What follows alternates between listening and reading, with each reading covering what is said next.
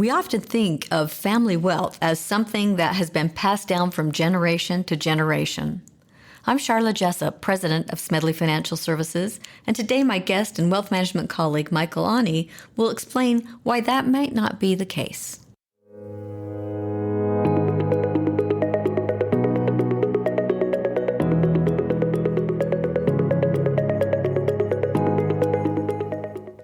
Welcome to the SFS Power Up Wealth podcast, where we provide impactful insight and expert opinions on timeless financial principles and timely investment topics, preparing you to make smarter decisions with your money.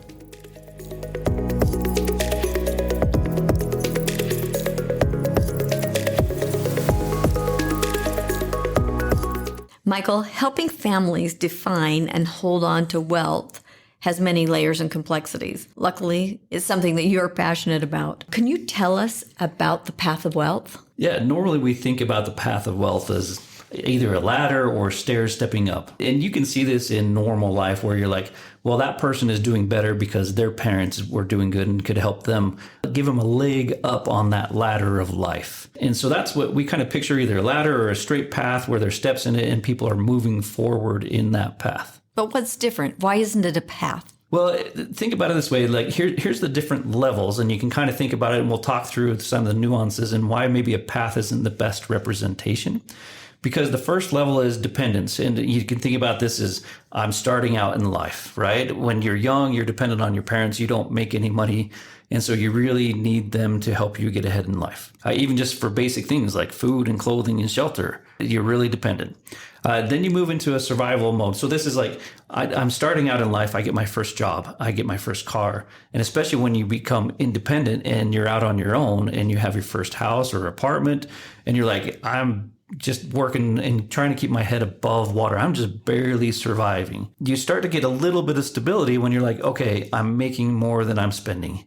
And I can save just a little bit and I can budget. And you know, when you first started budgeting, I don't know if you felt this, but you're like, hey, this month we can save $50.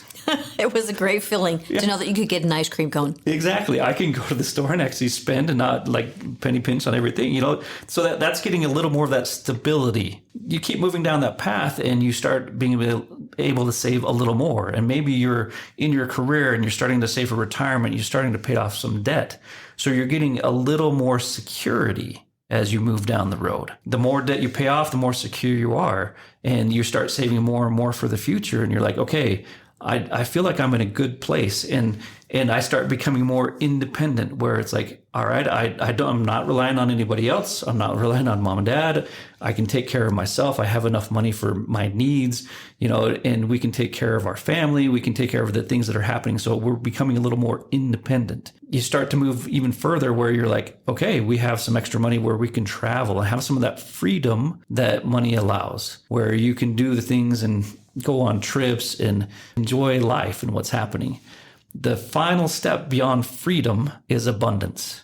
And abundance is I have more than enough. I know that what I have is going to be more than enough for me, and I can give to others and I can help others, be it my family or others that are around me. So those are kind of the steps that we see in the normal wealth path. What is the paradox of wealth is we usually think that the rich stay rich and the poor stay poor, but there's something entirely different that is happening. Why is that? What's happening? What could be different? I mean, we've heard it, the rich get richer and the poor get poorer. I mean, I've heard that for generations now. Tell us why that might be different. Anecdotally, we see it, right? We see different people that get a leg up, or we see people that are in poverty that stay in poverty. And that happens where people just can't break the cycle of poverty. And you see other people on the far end that you're like, well, they live in the Hamptons. And so, you know, they come from money. And so they just know how to make money. But there's a proverb that is called shirt sleeves to shirt sleeves in 3 generations. And this isn't just unique to the United States. But what it says is the first generation rolls up their shirt sleeves and they go to work and they build wealth. The second generation, 80% of them squander that wealth. By the third generation, 90% have squandered the wealth and there's only 10% left. that have wealth after 3 generations. Must be incredibly sad for the person who worked so hard to create that. Oh, incredibly sad. It's interesting because in Ireland, it's called clogs to clogs in 3 generations. In China, it's called rice paddy to rice paddy in 3 generations. So this is not just in the United States. This is worldwide. And I think it just goes to the deep levels of human behavior. And it can go to expectations. It can go to communication. There's so many things that could lead to the disintegration of wealth. But that's what the paradox of wealth is I have worked so hard and long to build up this wealth, and it's going to be gone in a generation or 2. You had mentioned that a lot of people believe that the wealth is the wealthy. They've got it made. Yeah. And you're saying that might not be the truth, that could change. But what about the people who are just starting out? They're rolling up their sleeves and they're the ones who are going to create that wealth. It's interesting because research would show that the vast majority of affluent clients are new money and not old money. So approximately 80% of individuals have come to their wealth during their lifetime, not having been born and raised with wealth. So if you're that first generation feeling like you're the one rolling up your shirt sleeves, there's a lot of positive and opportunity out there for you to be like, I can do this. America is a land of opportunity. There is a lot of abundance and we can grow things in amazing ways. If you're the last generation or if you're the one that has built the wealth, it's a little more stark and scary to think that your hard-earned nest egg is going to be blown up by your kids or your grandkids. I can understand that. And, wealth means so many different things. We're not putting a number on this. That's something I noticed in your discussion. You're not really putting a number on this because wealth means something different to every family. One irony is that nobody feels wealthy. Everybody along the path sees their neighbor and they're like, I'm not wealthy. Well, that guy next to me is wealthy. And I've heard that same discussion from somebody that has $100,000 and somebody that has $10 million. Well, I'm not wealthy. That person next to me has a lot more. So that's part of why we call that last step abundance. And abundance is I have enough. And so I have seen people that don't have very much money, that they have abundance. They have enough. And I've seen people on the far end that don't have abundance and it's going to be gone. It's your perspective of money. It's the way you use money. It's the way you use wealth to improve your situation and those of your family, I would say. Yeah. And I think that's a lot of it is when you have money, you need to look at it as, can it do good? That's the final generation, or I shouldn't call them the final generation, because hopefully you are part of the 10% that can make it last more than 3 generations, right? And there's a lot of things that you can do. And there's some fundamental keys to it that we won't get into all of it here. But some of the keys are you need to have good communication in the family because 60% of wealth is destroyed because of poor communication in the family. So it's not because of investment decisions and everything else. I mean, that can be a part of it, but the biggest reason is lack of communication. So keys are communication, education, and a change in mindset. But that's just the tip of the iceberg. There's so much more that we can dive into and we will dive into in the future. I can see how that can be. Communication is everything. It's easy when you start, you're the one building the wealth. It's just your children. Now you have in-laws and you go out a few generations and you have difficulty controlling the thought process. We all know when our kids fly the nest, we have difficulty in maintaining our perspective of wealth and transferring those values, making sure that they leave having the same values to be successful. Right. So it's really difficult. And like you said, as you expand the generations and add in-laws and grandchildren and great-grandchildren, it becomes unsustainable in some situations, especially if there's no communication amongst the generations. So there are keys that you really need to do to avoid the paradox of wealth. Because again, if you don't do anything, money is probably going to be gone, or 80% of wealth is gone within 2 generations and 90% within 3. So as we look at this, really we should look at this as a circle of wealth and not as a ladder or as stages that you walk through down the path. Because if you don't do anything to help your family in the next generation, from your abundance, they're going to go back into dependence and they're going to be dependent on others to help them. And they're going to have to roll their shirt sleeves back up again to go back to work to build wealth. have to teach them the value of managing wealth and hard work Yeah. for accumulation.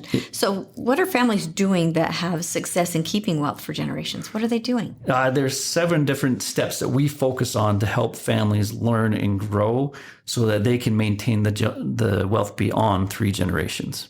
What are families doing that have success in keeping wealth for generations?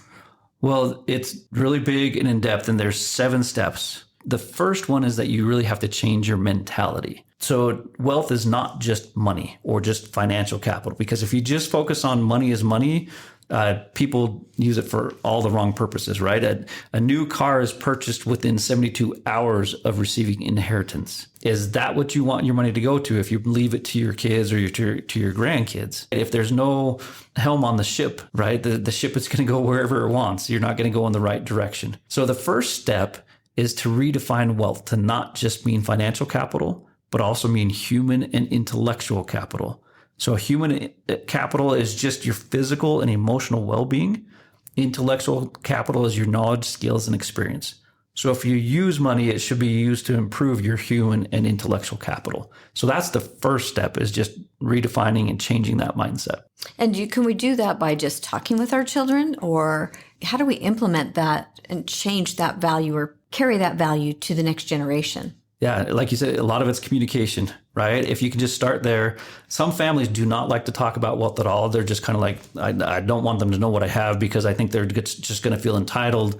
And really, it's more about being open and honest and being like, we have this money so that we can take care of ourselves and we're independent. When we pass, or at some time, we hope to give some to you. There may or may not be money left over, but we hope to be able to provide some to you so that you can have a leg up and you can move ahead. But then you need to also have a 7th generation mentality of, I have received this abundance and I need to pass it on to the next generation. So the next generation has more wealth than we do. But again, wealth is defined as human and intellectual capital.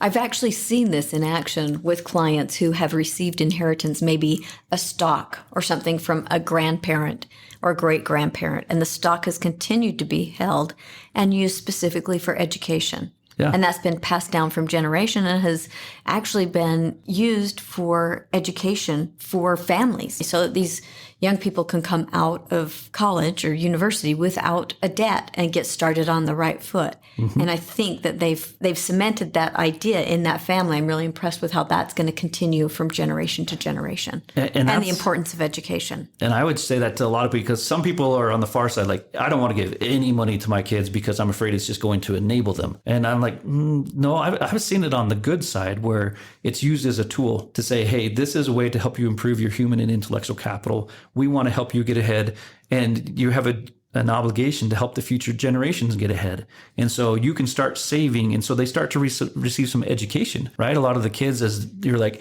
hey, we're saving some money into here. We want you to put money in there. Any money you put into this pot of money for your future, we'll match. So it helps to give them some training as they start to move along the path, right? And one question we get from people all the time is, how young is too young to start teaching kids? Well, I would say it's never too young. You're going to change what the topic is based on their age, right? You're not going to teach a 3-year-old about stocks and bonds. It doesn't work very well. But the education needs to start as young as you can and start with simple things, regardless of the wealth that you have. And I would say that it's much more about communication, because I've seen the other side where people are like, okay, I don't want to communicate about it because I don't want them to be entitled. But then all of a sudden the parents pass away and the kids inherit a huge sum of money and they don't know how to handle it. So we want people to teach their kids to be independent. So whether they receive money or not, that they're fine. That if they don't receive any money, they've been able to be independent enough on their own that they can survive. And if they do receive money, that they know how to handle it and not just destroy it.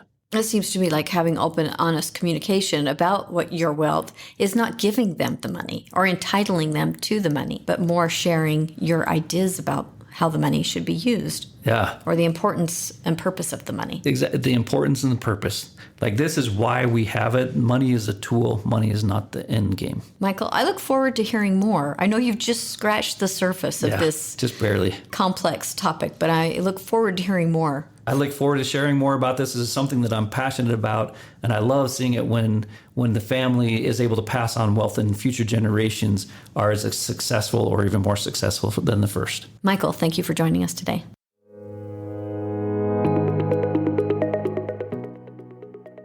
Thank you for joining the Power Up Wealth podcast. Smedley Financial is located at 102 South, 200 East, Suite 100 in Salt Lake City, Utah, 84111. Call us today at 800-748-4788. You can also find us on the web at smedleyfinancial.com, Facebook, Instagram, Twitter, and LinkedIn.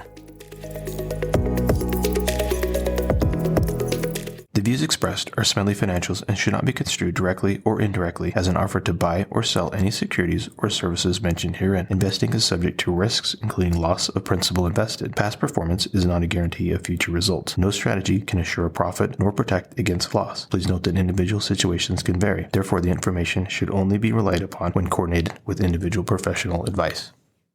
Securities offered through Securities America Inc., member FINRA, SIPC, Roger M. Smedley, Sharla J. Jessop, James R. Derrick, Shane P. Thomas, Mikal B. Aune, Jordan R. Hadfield, registered representatives. Investment advisor representatives of Smedley Financial Services, Inc. Advisory services offered through Smedley Financial Services, Inc. Smedley Financial Services, Inc. and Securities America are separate entities.